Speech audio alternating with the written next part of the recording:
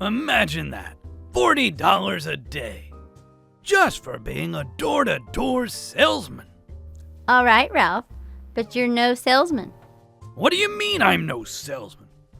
I'll have you know, when I was 6 years old, I sold more lemonade in front of my house than any kid on the block.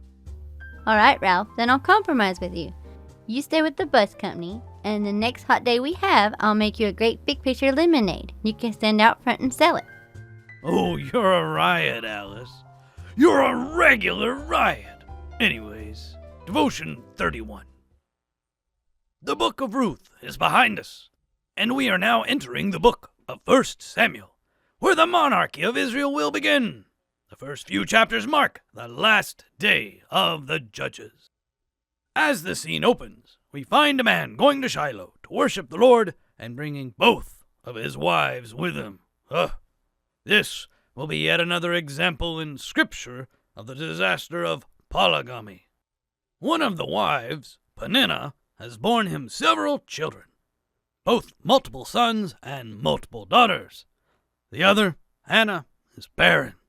Peninnah, for her part, is not all humble, and is in fact verbally abusive to Hannah over the situation.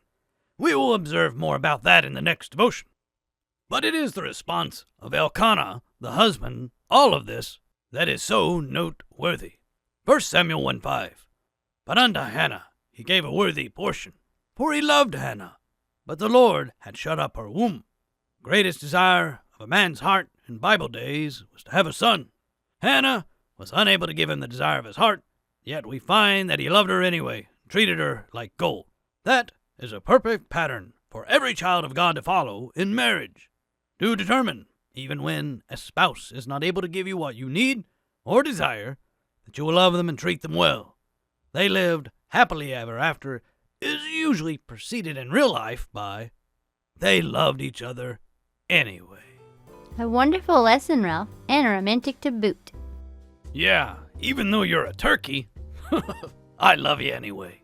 Gobble, gobble. Excellent point. Until next time, folks, have a blessed day.